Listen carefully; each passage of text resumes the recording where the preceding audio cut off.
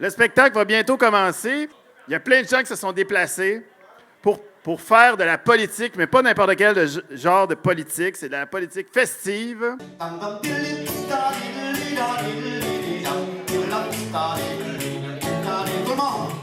De la politique d'idées et de la politique avec les gens. Ben, bonsoir tout le monde, on est très content d'être là. Mélisande, Alexandre, on est des bons amis, Jean-François, puis on est très content de faire partie de cette soirée-là pour souligner et soutenir sa candidature comme co-porte-parole masculin. Je vais appuyer la candidature de Jean-François pour quelques raisons que je vais vous énumérer. Ça ne sera pas long. Je l'ai toujours admiré pour son courage, sa détermination, pour sa franchise, son honnêteté. Deuxièmement, moi, je pense que ce serait une bonne chose que ça continue comme c'était jusqu'ici à Québec solidaire, qu'il y ait un porte-parole qui vient, qui est député, puis l'autre porte-parole vient du parti. Hein? Troisièmement, il faut qu'il s'en aille, qu'il perce les régions, qu'il s'en aille en région. Alors, Jean-François est un gars des régions. Et, voyez-vous, là, si ça continue comme c'est là, on va avoir des porte-paroles, présidents et tout ça, simplement de Montréal. Hein? Je pense pas que c'est une bonne évolution. Prouvons-le, et ils ont quelqu'un des régions. Puis surtout, je suis convaincu que quelle que soit la décision du Congrès sur la convergence, Jean-François va la respecter et va la défendre. Donc, c'est pour ces raisons, tout simplement, que je suis en faveur de sa candidature. Alors, j'aimerais installer une atmosphère très solennelle, parce que c'est pas n'importe qui va parler maintenant par le truchement de ma voix. C'est quelqu'un qui a écrit une lettre pour venir appuyer Jean-François. Alors, la tradition est que tous les anciens présidents de l'Assemblée nationale ont un portrait d'eux dans le corridor. Et donc, c'est Jean-Pierre Charbonneau qui a écrit cette lettre très sentie et que je vais vous lire à l'instant. Alors, bonjour Jean-François. J'ai suivi avec intérêt et admiration tes récentes prises de position politique concernant la nécessaire convergence des partis nationalistes sur la scène politique québécoise en vue des prochaines élections générales de l'an prochain. Comme tu le sais, je tiens ce discours depuis des années maintenant, tant publiquement et privément. À chaque fois que j'ai eu l'occasion, je fais la promotion de cette idée, à la fois audacieuse et nécessaire.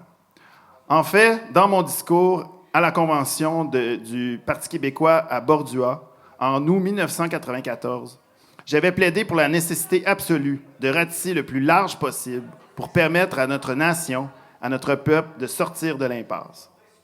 Près de 25 ans plus tard, le défi de la convergence élargie des gens pour qui c'est et ce sera toujours Québec d'abord et avant tout, est toujours là, lancinant et pénible. Dans cet esprit, je suis fier d'avoir participé à rallier, il y a quelques mois, tous ces partis pour signer une entente solennelle à l'Assemblée nationale en faveur d'un mode de scrutin proportionnel mixte compensatoire régional. Incidemment, c'est moi qui ai rédigé le texte de l'entente. Aujourd'hui, beaucoup d'ego, d'ambition personnelle et de dogmatisme idéologique s'allient pour bloquer le chemin afin d'aller au bout de cette logique et de permettre la concrétisation de cette réforme démocratique historique qui, si elle était mise en œuvre dès le début de 2019, changerait totalement la vieille dynamique toxique actuelle et ouvrirait le Québec à une nouvelle ère de démocratie et de collaboration interpartisane pour le mieux-être de notre société. Heureusement, tu te lèves debout et tu prônes le véritable changement nécessaire qui nous assurait de placer au pouvoir des compatriotes voulant une véritable démocratie représentative et un épanouissement national dynamisant, et cela au-delà de leurs divergences du moment. Je salue donc ton courage et ta vision d'avenir, et je t'accorde tout mon appui dans le combat que tu as entrepris au sein de Québec solidaire pour le sauvetage et la relance de notre nation. J'espère qu'elles seront nombreuses les personnes qui reconnaîtront la justesse de ton analyse et qui, de façon cohérente, t'accorderont leur appui. Bonne chance, amitié, Jean-Pierre.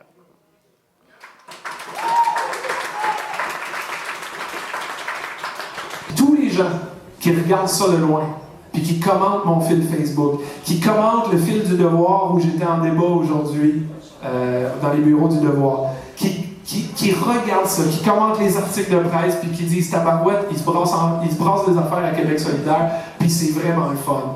Que je gagne ou que je perde, ça n'a pas d'importance. Il va s'être passé quelque chose. Il y a une réflexion qui va s'être entamée.